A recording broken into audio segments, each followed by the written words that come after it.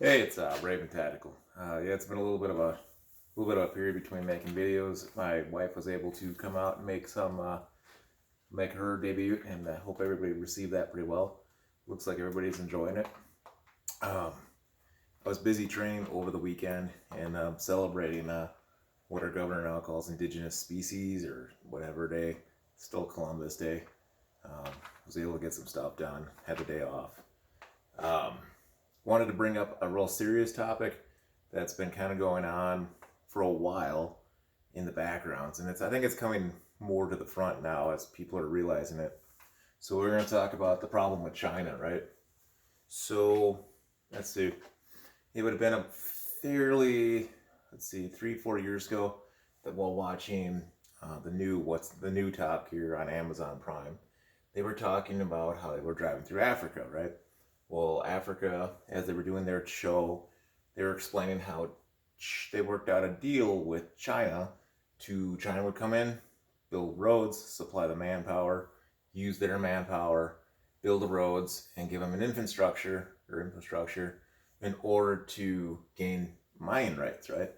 So they're out there basically getting the materials. They're getting all the rights to mine, resource, and be able to, the gold, silver, all the precious metals, the lithium kind of things, all that kind of stuff. China now owns through Africa, and the result was all I had to do was build them some roads, which they had the equipment for it. Um, so you're seeing a country who's being, it wasn't even in the news. It was never in the news. Nobody really talks about it. So you're seeing things like this real sleeping giant kind of doing small things like this, right? If you were to go over to how they are owning the media, well, let's see. The remake of Red Dawn, which I'll admit I actually liked, originally was supposed to have Chinese and Russian forces be the main aggressors, right? Um, but China, who owned, I believe, the film company, got upset, said, no, you're not going to do it that way. We won't release the film. So they had to digitally go through the movie and digitally alter all the Chinese patches to North Korean patches, which the movie kind of changed a little bit of how we view North Korea, right? Well, North Korea doesn't have the manpower to attack globally the U.S. that way. But if you looked at it from, I guess, the movie's perspective, I'm going to go into that a little bit, is that North Korea was only attacking that one section, and I believe, Russia was taking the East Coast side. Countries like China, or not China, but North Korea was taking the Northwest, which that's possible, I guess, but you'd have to be able to transport them, right? But they did. They altered that. People are talking about Top Gun, the second one, right now. How see Maverick on his leather jacket used to have this Taiwanese flag, right? Well, they didn't like that, so they made sure that was taken off. You're seeing things in the news and how they own it. They own parts of the social media. They control it in their country to a T. I mean, they have the Chinese wall of internet, which basically dominates their people and what they can and can't see. And it's things I see the government trying to do here, right? So they control their news, they control everything. They're starting to buy up, our media, our movies, the ability to change basically their perspective, right? Um, if you own basically two of the three, let's say it would be entertainment and education, you can start controlling the population. So by owning this, and pretty soon owning education, they can change and influence generations of people without firing a shot. The Democrats did it in the 20s, 30s, and 40s, and all the way up. It's why you see Republicans now with kind of a, how would you put it? Republicans now with a very liberalist view, even though they claim to be Democrat, or I mean, they claim to be Republican. They they don't know their history anymore because it's been changed and altered. So I mean, you're seeing things where the Chinese government is controlling the media now, and they're controlling that basketball team where the guy made a tweet and helping them, basically saying the Hong Kong protesters, the ones who are wishing they had a Second Amendment, who are trying to fight for their rights and fight for their independence, he was in support of them. Well, they were able to shut him down. the Chinese government was able to influence the NBA and shut them down, right? So then we go into the thing that everybody talks about but kind of ignores is the fact that we have a soaring $26 trillion debt. $26 trillion, and they own 40% because they lent us money. At what point does a country go, well, you've defaulted now, and we're going to take something back? You default on a car loan, they take the car.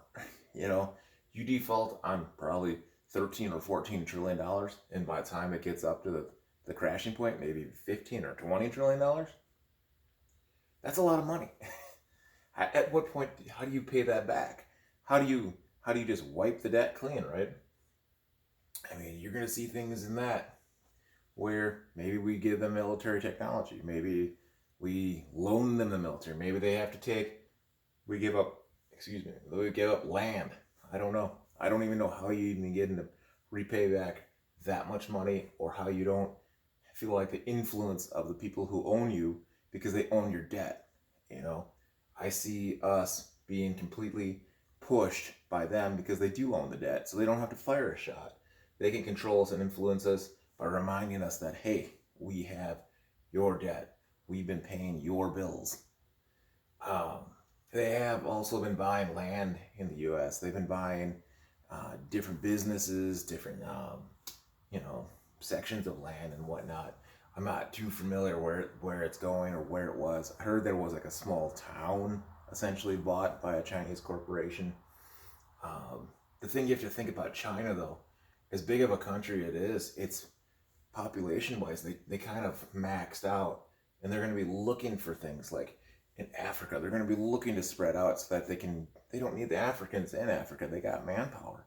So eventually, like, if they did have a war, right, well, they don't need the Africans for that. They can spread out to Africa and take over that area without much of resistance, right? And they can start taking over the U.S. The U.S. has a tremendous amount of resources. Now you think about like Russia and China working together.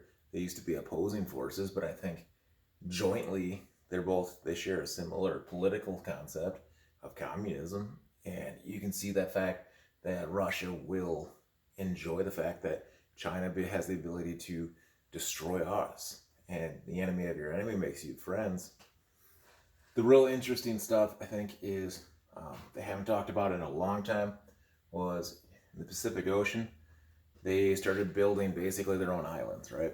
And they're building a secret military, like Air Force base, sub-pen kind of thing, landing strips and all this. And people couldn't get close to it. The Navy tried getting ships close to get pictures or at least see what's out there. And they were denied. It's near shipping lanes. I would say it puts things close enough to a striking distance of our West Coast kind of thing. I mean, granted, like, we have long-range bombers that go everywhere, but, they may not have the refueling capabilities like we do. But you're looking at the ability to strike us or strike the whole West Coast and doing what Japan never could do. Like, they never were able to strike the U.S. hard enough to stop us, or actually stop our shipping and exports. I mean, if they can control the Pacific, they control quite a bit. Let's see what else. Their military has been being built up. Both Russia and China have been building up their military. And I know a lot of people talk about our military, about, oh, we spend more than blah, blah, blah, and then all countries combined. It's not anymore. Like, that was kind of like a 90s and 2000s kind of thing, where, yeah, we were spending all this, but Russia and China are slowly catching up. They're catching up in manpower and size, and they're catching up in technology. The Chinese government's been able to steal a bunch of the technology through, trying to think of reverse engineering, or they've been able to steal it through hacking. So they've been able to clone some of the technology that we have. We've been kind of caught up in this war on terrorism, where I look at our technology and go, well, we've been focused on fighting kind of the terrorist, the isometric warfare kind of thing, or asymmetric warfare kind of thing. We were looking at IEDs and stuff, and they were able to focus more on nation building kind of war, where it's going to be more of, main battle tanks, fighting jets and all this. So the U.S. Army or U.S. military is looking at a concept of, how do we fare now in a peer-to-peer fight with a a country, and they're looking at China and Russia as equals. They're not, you know, it's not the 90s anymore. That's gone. We're not looking at China as this subpar, like, hack country anymore, or Russia as this broken country. The bear's back, you know. So they're looking at it, and a lot of the results aren't good. They're looking at a peer-to-peer fight, and the U.S., it doesn't look good because we've gone away from kind of our traditional Cold War mentality. So it is, how do you put it? It's a struggle. I think the military is scrambling to figure out a way to at least equal out the fight a little bit more in a conventional war to keep us safe. One thing China has that I think is interesting too, and I'm sure we have it as well, but they invested a lot in the ability to kill satellites, right? So I'm going to draw this quick. So everything communication, so if this is the globe, you got satellite, satellite, satellite, satellite, and there's thousands up in space, right? And, you know, you're here, and our military and everybody else relies on GPS and being able to see the battlefield and all this, and it's great, and they all talk to each other, right? Well, they develop satellite killers and satellite destroying equipment so that, sure, these satellites get all wiped out. And what happens? You're just left with junk and floating in space, no communication, your cell phones are shut down, your internet is gone, you only have maybe radio transmissions from like the ham guys that are able to bounce stuff off, and depends who's got their stuff still remain. Maybe China still has it, and maybe we'd try to shoot it down too, but you're left with basically commo blackout. There would be tremendous amount of problems. You'd be going back to World War II, Vietnam, maybe even Korean War-ish kind of thing, where communication is now super delayed, which hurts modern militaries. It hurts, you know, a modern military that's relied on, you know, this intense ability to have all the information, you know, down to the squad soldier with a satellite and a drone picture, you know. So these are the things that we have to start worrying about or can be concerned. As far as preppers go and homesteading, think about it this way. If there's a global war or the new Cold War, how does this affect us? Well, you know, if our country suddenly gives up land and you're on the West Coast and maybe they give up a section of land or something else, I mean, where do you give it up? Do you give up people's homes and farms and say, well, this is getting sold off, you need to move out? I'm not really too sure. But I think having this can basically destabilize our country, whether it's through economics or through an actual war or through maybe even a Cold War where, you know, computer hacking right now, because now it's maybe a hot electronics war where you do have computer hacking and then they do wipe out servers, they do wipe out your thing. And it's going on right now. Cyber warfare, I think we were caught behind, and cyber warfare is huge right now. It's, if you want to get into a job right now, I would say tell your kid to go into cyber warfare, because they're going to get hired. They'll have a job right away out of college. They might even get a job before college. It's just, there's so much power behind this one country, and also Russia too. But, you know, I feel like people ignore it. And there's some things going on now where people are seeing the front of this. I just hope, you know, we pay attention to it. I'm hoping this actually opens your eyes to a couple things. Maybe you didn't know it. Make sure you hit the like, subscribe, hit the bell notification, and thank you for watching. We're getting really close to 500. Thank you.